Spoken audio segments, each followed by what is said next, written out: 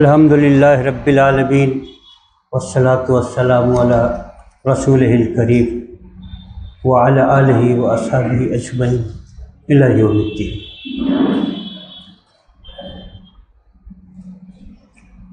معزز ساتھیوں، جو عنوان اس وقت ہم سب کے پیش نظر ہے وہ ہے مطالعے کی ضرورت، اہمیت اور اس کا کیا طریقہ ہونا چاہیے۔ اس پر انشاءاللہ چند باتیں 30 منٹ میں آپ کے سامنے پیش کروں گا۔ سب سے پہلے تو یہ سمجھنا چاہیے کہ مطالعے کی اہمیت کیا ہے۔ ہم سب اس بات سے اچھی طرح سے واقف ہیں کہ ہم انسان ایک صاحب شعور جاندار ہیں۔ اچھائی اور برائی کی تمیز، یہ صلاحیت ہمارے اندر ہمارے پیدا کرنے والے نے رکھی ہے۔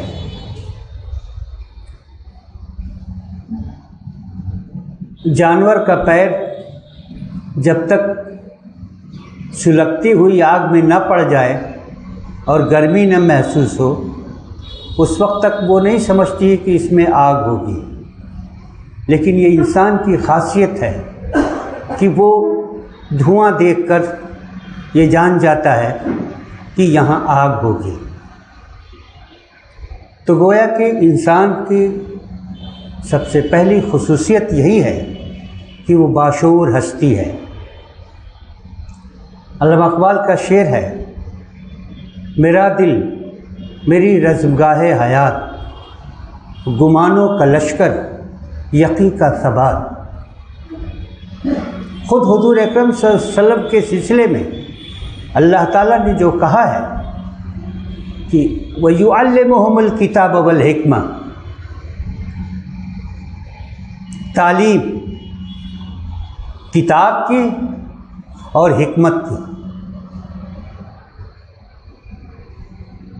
اسی طرح سے آپ دیکھیں کہ قرآن شریف میں اور جگہوں پر علم الانسان ما لم یعلم یا علمہ البیان، یا قلم کی قسم کھائی گئی، والقلم، غرض کی لکھائی پڑھائی مطالعہ جس سے وابستہ ہے، یہ بہت اہم چیز ہے۔ اس کو پھیلایا جائے تو ایک لمبی گفتگو ہو سکتی ہے۔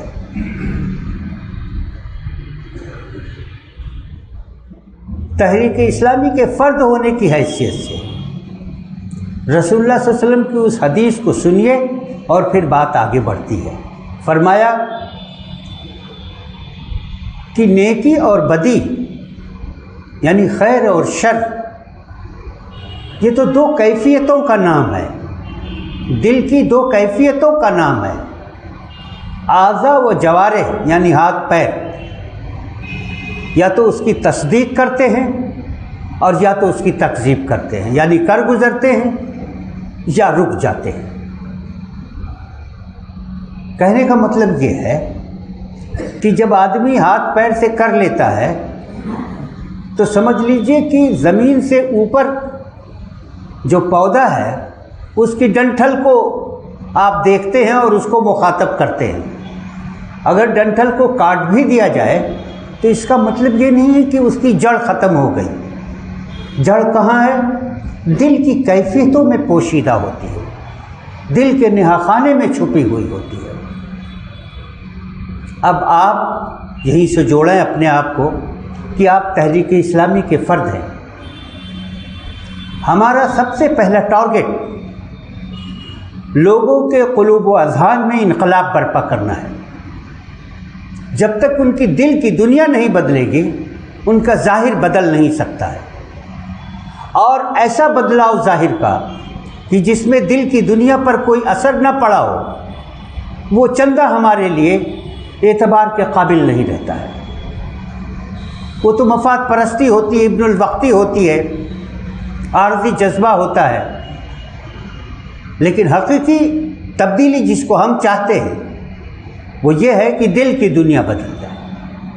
فرمایا کہ انسان کے سینے میں ایک لتھڑا ہوتا ہے، اذا صلحت صلح الجسد کلہ واذا فسدت فسد الجسد کلہ الا وہی القلب۔ یہ دل ہے کہ جس کی تبدیلی سے پائیدار تبدیلی عمل میں آتی ہے۔ اگر وہ مثبت تبدیلی ہوتی ہے تو مثبت نتائج پائیداری کے ساتھ نکلتے ہیں، اور اگر منفی تبدیلی ہوتی ہے تو سارا عالم شر و فساد سے بھر جاتا ہے۔ اس وجہ سے ہمیں یہ دیکھنا چاہیے کہ دل کی دنیا کو بدلنے کے لیے وہ کیا ادوات ہیں، یعنی ذرائع اور وسائل ہیں جن سے ہم دل کی دنیا میں تہلکہ مچا سکتے ہیں۔ اب یہاں سے آپ غور فرمائیں کہ مطالعے کی کیا اہمیت ہے اور کیا ضرورت ہے۔ مطالعہ حروف کا نہیں ہوتا ہے۔ مطالعے کے ذریعے سے ہم کسی کا ذہن پڑھتے ہیں، کسی کی باتیں سنتے ہیں، کوئی فلسفہ وہ ہمارے روبرو ہوتا ہے، اس میں ترک کترک ہوتا ہے، دلیل ہوتی ہے، استدلال ہوتا ہے، حق اور ناحق کی بات ہوتی ہے، دعویٰ پیش کیا جاتا ہے، وغیرہ وغیرہ، جیسا کہ کتاب ہوگی۔ ہم اس بات کو کہ مطالعے کی کیا اہمیت ہے اور کتنی اہمیت ہے، آپ یہ بھی دیکھیں کہ مطالعے کی اہمیت تو معلوم ہو گئی، لیکن مسلسل ہونا چاہیے۔ اس کی وجہ یہ ہے کہ مسلسل خیالات آدمی کے نئے نئے آتے رہتے ہیں۔ یہ خیالات ہی کی دنیا ہے جس میں ٹھہراؤ نہیں ہے۔ جو ظاہر کی تبدیلیاں آپ دیکھتے ہیں تمدن میں، وہ دراصل افکار کی تبدیلیاں ہوتی ہیں، اصولوں کی تبدیلیاں ہوتی ہیں۔ ایجادات جو ہیں یہ اصولوں کی بنیاد پر وجود میں آتی ہیں، جن کو ہم ظاہر میں خارج میں دیکھتے ہیں۔ تو گویا کہ مطالعہ، مسلسل مطالعہ کرنا ایک اہم ضرورت ہے، اور مسلسل مطالعے سے منسلک رہنا یہ گویا کہ زمانے کے ساتھ رہنے کے لیے ناگزیر ہے۔ اس میں اور بھی فروعات ہیں، لیکن 30 منٹ میں اس کو سمایا نہیں جا سکتا ہے۔ اسالیب ہوتے ہیں، باتیں وہی ہوتی ہیں، لیکن عصر کا اسلوب بدل جاتا ہے، اس لیے پرانی باتیں آپ کو نئے انداز میں پیش کرنی ہوتی ہیں۔ مثال کے طور پر مولانا مودودی کا ترجمہ دیکھ لیجئے آپ، اور شاہ عبد القادر رحمۃ اللہ علیہ کا ترجمہ دیکھ لیجئے، مولانا اشرف علی تھانوی رحمۃ اللہ علیہ کا ترجمہ دیکھ لیجئے، زبان، اور آج کی زبان دیکھ لیجئے۔ تو جیسے جیسی چیزیں تبدیل ہوتی ہیں ویسے ویسے ہمیں اپنے علم کو اور علم کے سانچے کو، اسلوب اور بیان کو تبدیل کرتے رہنا چاہیے، اور یہ ساری چیزیں مطالعے سے منسلک ہیں۔ غرض کی ہم اس پر گفتگو کر چکے اور مطمئن ہو گئے کہ مطالعے کی اہمیت کیا ہے۔ اب آئیے اس کے طریقے پر ذرا سی بات کر لیتے ہیں جو زیادہ اہم ہے ہم لوگوں کے لیے۔ محترم حضرات، ہم اور آپ ایک تحریک سے وابستہ ہیں۔ اسی پس منظر میں امتحان دینے کے لیے یہ عنوان نہیں رکھا گیا ہے، اس پس منظر میں رکھا گیا ہے کہ تحریک اسلامی کے جو اس میں محذوفات ہیں وہ کھول دیجئے کہ تحریک اسلامی کے افراد کو مطالعہ کیوں کرنا چاہیے اور پھر کیا طریقہ ہونا چاہیے ان کا۔ یہ ہے پورا عنوان۔ چونکہ آپ تحریک اسلامی کے فرد ہیں، اس وجہ سے ساری گفتگو آپ کے پس منظر میں رکھی جا رہی ہے۔ اب دیکھیے، مطالعے کی بہت ساری اقسام ہو سکتی ہیں۔ جیسے ایک سرسری مطالعہ ہوتا ہے،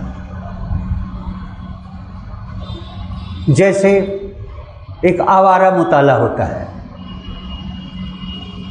جیسے ایک سنجیدہ مطالعہ ہوتا ہے، جیسے ایک تحقیقی مطالعہ ہوتا ہے، علمی مطالعہ ہوتا ہے۔ موٹی موٹی یہ 4 قسمیں ہیں۔ سرسری مطالعہ کا مطلب آپ کا کوئی انٹینشن نہیں ہے، نیت نہیں ہے کسی خاص سبجیکٹ پر، کسی خاص موضوع پر کہیں کوئی چیز ملی آپ نے اس کو پڑھ لیا۔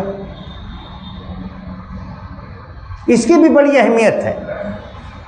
مثال کے طور پر کہا جاتا ہے کہ ابن صفی کے ناول نے کتنے لوگوں کو اردو کا قاری بنا دیا۔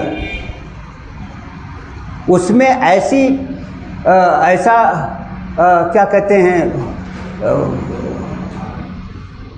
بات ہے کہ آدمی اس سے چپک جاتا ہے، ایک کتاب ختم نہیں ہوئی کہ دوسری کے فراق میں رہتا ہے، کہانیاں ہوتی ہیں۔ یا مثال کے طور پر جن لوگوں کا ذہن جاسوسی اور اس طرح سے کھوجی نہیں ہوتا ہے، بلکہ وہ تاریخی کہانیاں پڑھنا چاہتے ہیں اور کچھ دینی مزاج ہوتا ہے، ان کے لیے نسیم حجازی اور صادق صدیقی سردھنوی کے ناول اور تلوار ٹوٹ گئی، معظم علی، عرب کی حسینہ، فلاں فلاں، عبدالحلیم شرر کی وغیرہ وغیرہ، یہ ساری چیزیں ہوتی ہیں۔ یہ ساری چیزیں بھی سرسری مطالعے میں آتی ہیں، لیکن ان کا فائدہ یہ ہوتا ہے کہ آدمی کو کم سے کم پڑھنے سے رغبت ہو جاتی ہے، کیونکہ بہت سارے لوگوں کو یہ شکایت ہوتی ہے کہ جیسے کتاب کھولی ویسے نیند آنے لگی، جیسے کتاب کھولی ویسے سر درد کرنے لگا، نگاہیں حروف پر جمتے ہی نہیں ہیں، انہیں الجھن ہوتی ہے۔ اس سرسری مطالعے سے یا ان چیزوں کے مطالعے سے کم آدمی کو مطالعے سے رغبت ہو جاتی ہے، اور وہ 1 گھنٹہ 2 گھنٹہ 3 گھنٹہ یا جب تک کتاب ختم نہ ہو جائے اس وقت تک نگاہیں حروف پر جمائے رکھنے کا عادی ہو جاتا ہے۔ صوفیہ کی اصطلاح میں کہیں تو یہ کہہ سکتے ہیں کہ عشق مجازی عشق حقیقی کی طرف رہنمائی کرنے کا اہل ہو جاتا ہے۔ اس میں اگر یہی پر آدمی رک جائے تو نقصان ہی نقصان ہے، وقت کا ضیاع ہوتا ہے، ذاتی آسودگی کا احساس ہوتا ہے، جو علم اس میں پیش کیا جاتا ہے وہ آتھینٹک نہیں ہوتا ہے، آپ اس کو حوالہ دے کر کہیں کسی کو چپ نہیں کرا سکتے، یا کوئی نئی بات لوگوں کے سامنے نہیں پیش کر سکتے۔ وہ تاریخی کہانیاں ہوتی ہیں، سب تصوراتی چیزیں ہوتی ہیں، ان کی بنت ایسی ہوتی ہے کہ آدمی اس کے جال میں ایسا پھنستا ہے، اتنی لذیذ ہوتی ہیں کہ وہ صاحب کھانا بھی چھوٹ جاتا ہے اور نیند بھی اڑ جاتی ہے، تو وہ ایک طرح کی لت ہو جاتی ہے جس کا کوئی حاصل نہیں ہوتا اگر وہیں پر رک جائے آدمی۔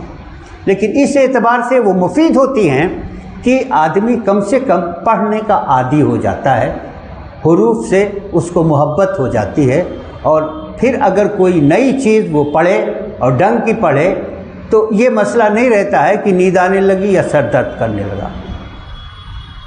اس کے بعد آوارہ مطالعہ ہوتا ہے۔ آوارہ مطالعے کا مطلب یہ ہے کہ کیف متفق جس کو عربی میں کہتے ہیں، یعنی جہاں سے جو چیز بھی مل گئی آپ نے پڑھ لیا، یعنی موضوعاتی اعتبار سے آپ کا کوئی پلان نہیں ہے، کوئی منصوبہ نہیں ہے کہ چلو بھائی ہم مغلیہ سلطنت کی تاریخ پر شروع سے لے کر آخر تک پڑھیں گے یا اسلامی تاریخ کا مطالعہ کریں گے، بلکہ جہاں جو کتاب ملی وہ کبھی غالب کے خطوط پڑھ رہے ہیں اور کبھی منٹو کے افسانے پڑھ رہے ہیں اور کبھی کچھ پڑھ رہے ہیں، کبھی کچھ پڑھ رہے ہیں۔ تو اس سے کیا ہوتا ہے کہ وقت ضائع ہوتا ہے اور علم میں اضافہ نہیں ہوتا ہے۔ اس میں اگر کوئی افادیت ہے تو صرف اتنی ہے کہ گھاٹ گھاٹ کے پانی پینے کے نتیجے میں مختلف گھاٹوں کے ذائقہ آشنا ہو جاتے ہیں، آپ بہت سارے الفاظ آپ کو معلوم ہو جاتے ہیں۔ مثال کے طور پر سفر ناموں میں جو الفاظ استعمال ہوتے ہیں وہ خاص قسم کے ہوتے ہیں، سوانح عمریوں میں جو الفاظ استعمال ہوتے ہیں وہ خاص قسم کے ہوتے ہیں۔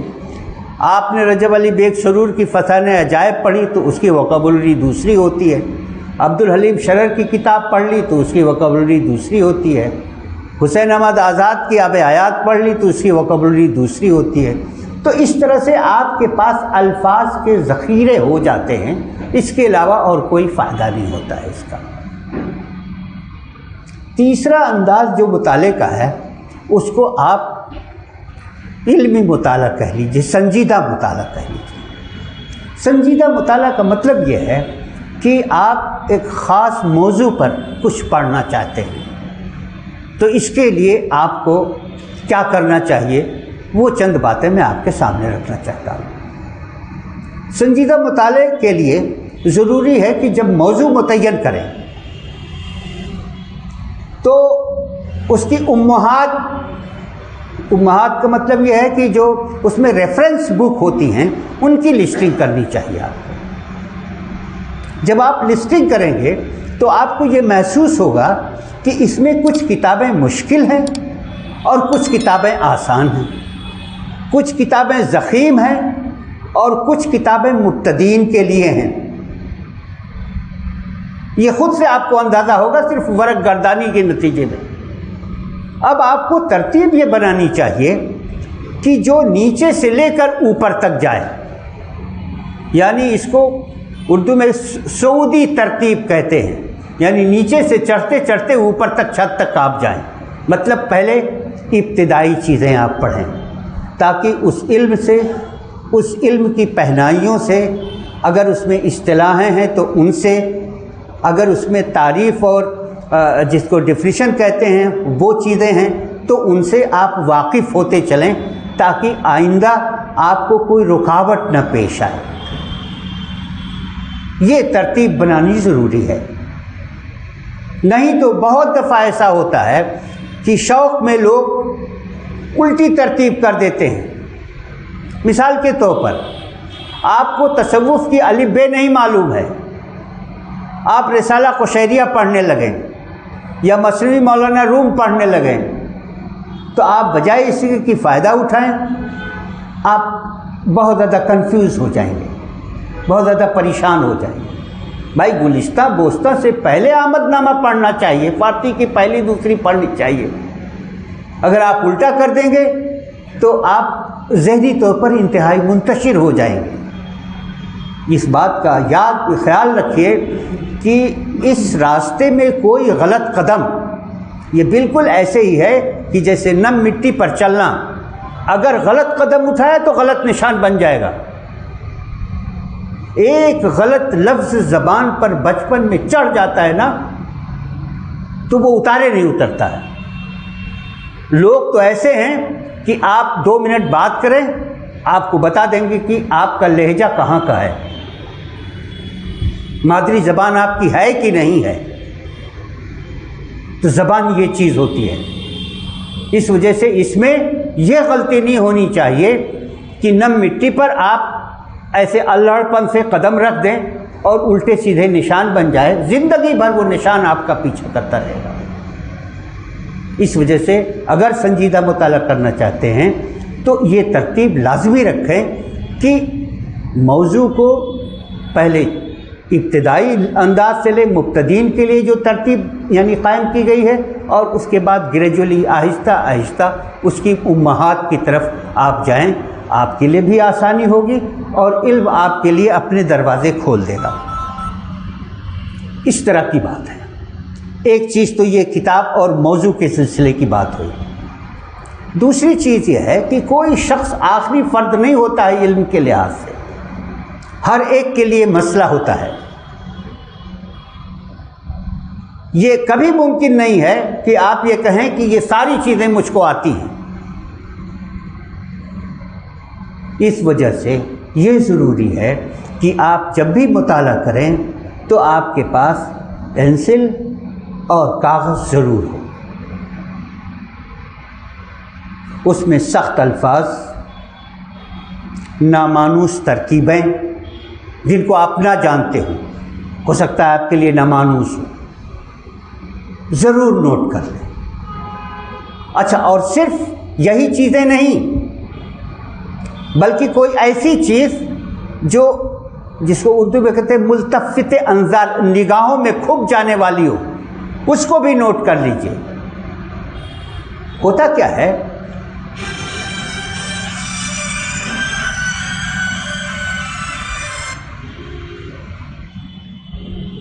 لو بھائی اس کو ذرا بند کر دو۔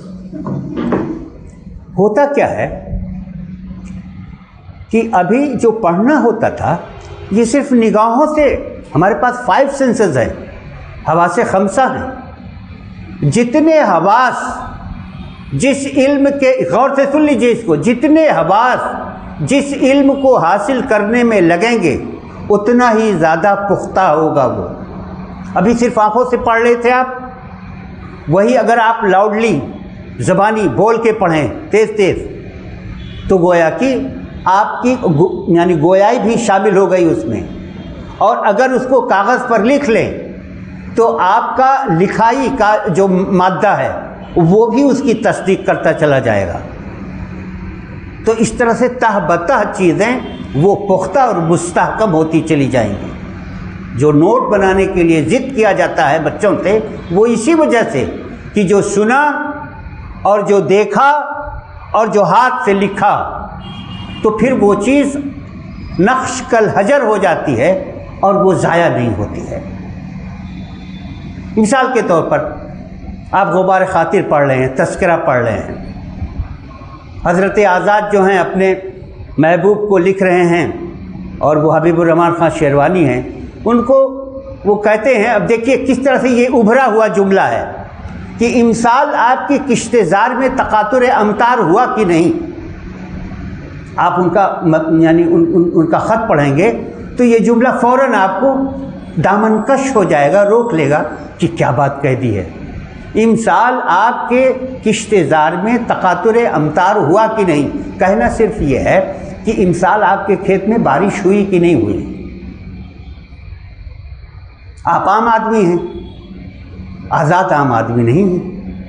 آپ کو فوراً محسوس ہونا چاہیے کہ اگر اس بات کو جو عام بات ہے خاص انداز میں کہنا ہو تو یہ جملہ ہے، اس کو فوراً آپ کو نوٹ کر لینا چاہیے۔ ایسے بہت ساری مثالیں، مثال طور پر ایسی ہی چیز ہے، انہوں نے کہا کہ آ جائیے ہمارے یہاں، انہوں نے ہرکارے سے چٹھی لکھ کر بھیج دی کہ تقاطر امطار علی الاتصال مزاحم نقل و حرکت ہے، مسلسل بارش ہو رہی اس لیے آ نہیں پاؤں گا، بس اتنا کہنا تھا ان کو۔ تو یہ ایک خاص چیز ہے، صرف منفی چیزیں ہی نہیں کہ جو آپ کو نہیں آتی ہیں، بلکہ جو آپ کو اچھی لگتی ہیں، ماسٹر پیسز۔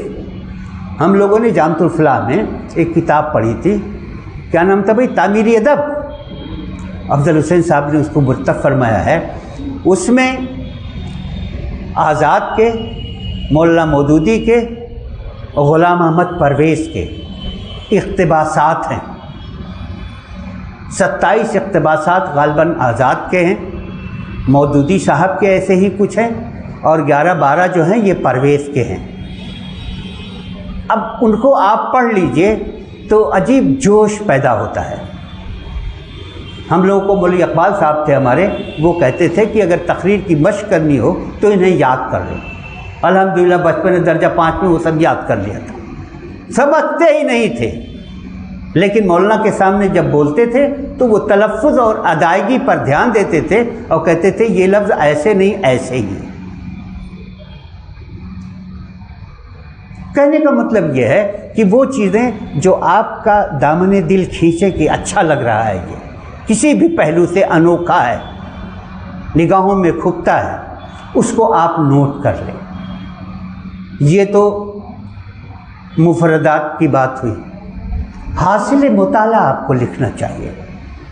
جیسے ایک عنوان دیا گیا، کسی عنوان پر پڑھیں گے کتاب نا، ایک کتاب ہوتی ہے جس میں بہت سارے ابواب ہوتے ہیں، فصول ہوتے ہیں، پھر اس میں ذیلی عناوین ہوتے ہیں، تو آپ کے لیے جو آسانی ہو، جس میں سویدھا ہو، وہ اس کا خلاصہ تیار کیجیے، پورا ایک پیراگراف ایک جملے میں۔ اگر آپ حضرات کو اس بات کا شوق ہو تو 2 جگہیں ہیں، میں ذکر کر دیتا ہوں، جا کے دیکھیے۔ ایک تو دارالمصنفین میں مولانا شبلی نے حواشی لکھے ہیں، جو کتابیں پڑھی ہیں ان کے حاشیے پر کچھ لکھ دیا ہے۔ اسی طرح سے مدرسۃ الاصلاح میں مولانا فراہی رحمۃ اللہ علیہ نے جتنی کتابیں پڑھی ہیں اس کے حاشیے پر کچھ نوٹ لکھ دیا ہے۔ اب تو وہ چھپ گئے ہیں، خاص طور سے قرآن شریف کے حاشیے پر جو کچھ لکھا ہے۔ تو آپ کو یہ اندازہ ہوگا کہ ایک صاحب نظر کوئی کتاب پڑھتے ہوئے اس کے ذہن میں کیا کیا باتیں گونجتی رہتی ہیں اور وہ ٹانک دیتا ہے۔ تو آپ اپنی نوٹ بک پر اگر اس کا خلاصہ لکھ لیں، پورا ایک پیراگراف ہے 20 لائن کا، تو آپ اس کو 2 لائن میں کہ یہاں پر یہ چیز ہے۔ فائدہ اس کا کیا ہوگا؟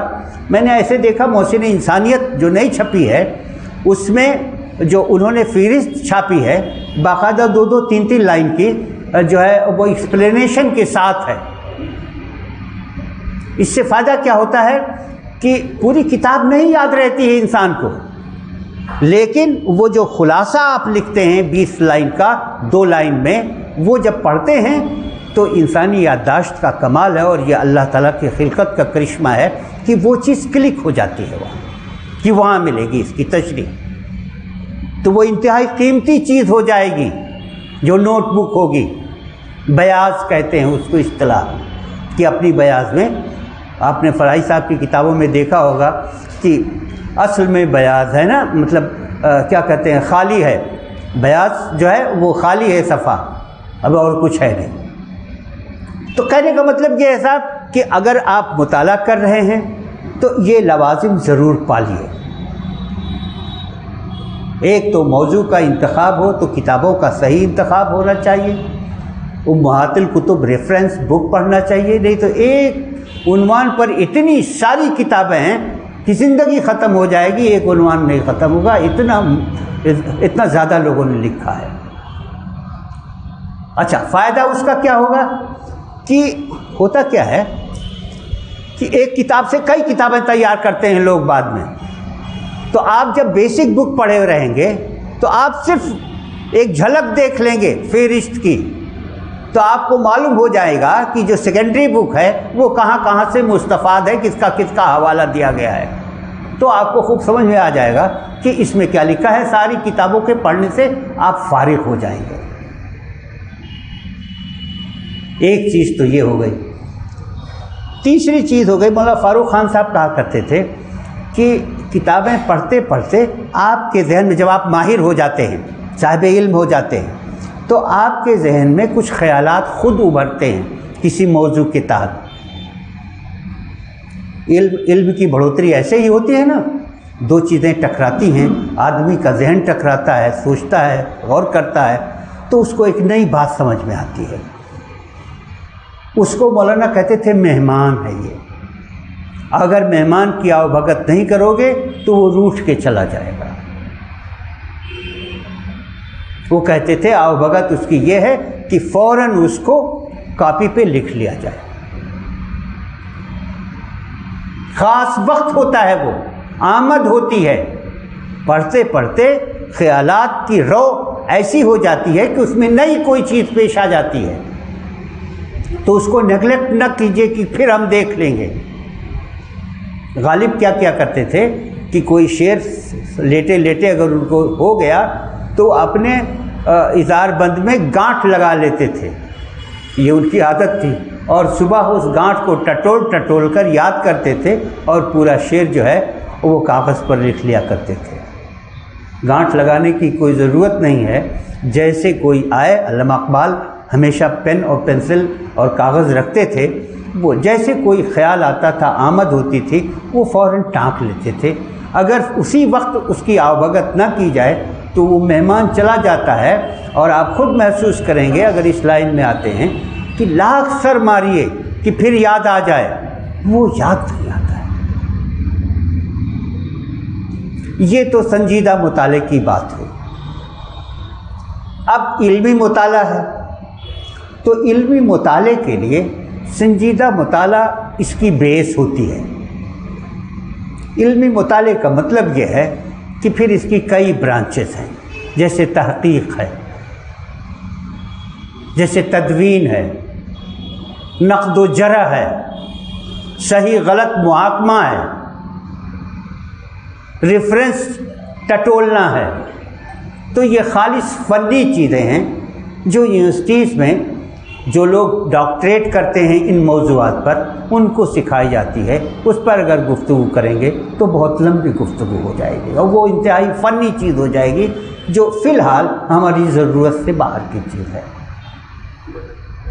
ہمیں امید ہے کہ ہم آپ جب اپنی تحریکی لٹریچر کا مطالعہ کریں گے تو آپ کو محسوس ہوگا کہ بہت زیادہ نہیں ہے، بہت زیادہ نہیں ہے۔ اگر آپ اس کی درجہ بندی کرنے لگیں گے تو آپ کو محسوس ہوگا کہ کچھ خاص کتابیں ہیں اس فن میں، کچھ خاص کتابیں ہیں اس فن میں۔ اقامت دین کے عنوان سے یہ 5 کتابیں ہیں، اور افکار و نظریات کے حوالے سے یہ 4 کتابیں ہیں، اور تعمیر سیرت کے لحاظ سے، اپنی تربیت کے لحاظ سے یہ 10-20 پمفلیٹ ہے۔ اس میں بھی افراد بھی الگ الگ ہے۔ خرم مراد صاحب کا انداز کچھ دوسرا ہے، نعیم صدیقی کا انداز کچھ دوسرا ہے، اور حضرت مولانا مودی کا انداز تو بالکل جدا ہی ہے۔ کہیں بھی کسی کتاب میں رکھ دیجئے وہ ایسی چیز ہوتی ہے کہ عبارت چلاتی ہے کہ میں کس کا ہوں۔ ایسے ہی مولانا اسدالدین صاحب اصلاحی کی ہے۔ تو آپ اگر اس راستے میں تھوڑا سا قدم آگے بڑھائیں گے تو جو ابھی یا ابتدا میں آدمی کو بوجھ سا محسوس ہوتا ہے، ایسا کچھ نہیں محسوس ہوگا۔ ذرا سی چیزیں پڑھیے، آپ شروعات کیجئے، لیکن ترتیب کے ساتھ، ذمہ داری کے ساتھ، نہ بدہضمی ہونے پائے، نہ فاقہ ہونے پائے، نہ غلط یعنی چیزیں آپ کھائیں، بلکہ صحیح ڈائٹ لیں اور مسلسل لیں، تو دیکھیے گروتھ کتنی اچھی ہوتی ہے۔ آپ کی زبان اچھی ہو جائے گی، آپ کا بیان اچھا ہو جائے گا، آپ کی تحریر اچھی ہو جائے گی، تقریر اچھی ہو جائے گی، اور پھر مافی ضمیر کی ادائیگی جو کچھ موضوع اور مواد کے حساب سے ہے وہ انتہائی مؤثر اور پرکشش ہو جائے گی۔ جب چاہیں تو اس کی شروعات کر سکتے ہیں، کوئی ضروری نہیں کہ پہلے بہت لمبا چوڑا کام کیا جائے۔ آپ صرف اسی پر توجہ دیجیے، اگر کسی کو تحریر کی خواہش ہے کہ اس کی اچھی ہو جائے، کہ اچھی کتابوں کا خلاصہ تیار کرے۔ یاد رکھیے، مولانا شبلی، ذاکر شبلی اکیڈمی میں دیکھ لیجئے، شاید ہی دنیا کا کوئی مصنف ایسا ہو جو اپنی تحریر کو اتنی بے رحمی کے ساتھ کاٹتا ہو۔ آپ کو غصہ آ جائے گا کہ اتنا کاٹنے کی کیا ضرورت تھی، اگر اتنا ہی کاٹنا تھا تو اتنا لکھنے کی کیا ضرورت تھی، ذہنی میں اتنا سب سوچ لیتے۔ ہوتا کیا ہے، جس طرح سے باپ کو اپنی اولاد سے محبت ہوتی ہے، اسی طرح سے ایک محرر کو، یعنی کتاب لکھنے والے کو، کوئی تحریر لکھنے والے کو اپنی تحریر سے عشق ہوتا ہے۔ وہ تحریر کاٹ نہیں سکتا ہے، لیکن اگر اچھی تحریر آپ لکھنا چاہتے ہیں تو یہ بے رحمی آپ کو اپنے اوپر لازم کرنی ہوگی کہ جب تک معیار مطلوب تک نہ پہنچ جائے ہم اس کو ریوائز کرتے رہیں گے، کاٹتے رہیں گے، بہتر سے بہتر بناتے رہیں گے، اور پھر ایک وقت ایسا ہو جائے گا کہ صاحب وہ لاجواب انداز ہو جائے گا اور آپ ایک نئے اسلوب کے مالک ہو جائیں گے۔ میرا خیال ہے کہ میرا وقت ختم ہوتا ہے، اور جو کچھ تھوڑی بہت معلومات تھیں اور اس وقت جو مناسب ہو سکتی تھی وہ میں نے آپ کے سامنے حاضر خدمت کر دی۔ اللہ کرے اس میں جو خیر کی باتیں ہیں وہ دل میں جگہ پائیں، اور جو تسامحات ہیں اللہ ان کو محو کر دے۔ وآخر دعوانا الحمدللہ۔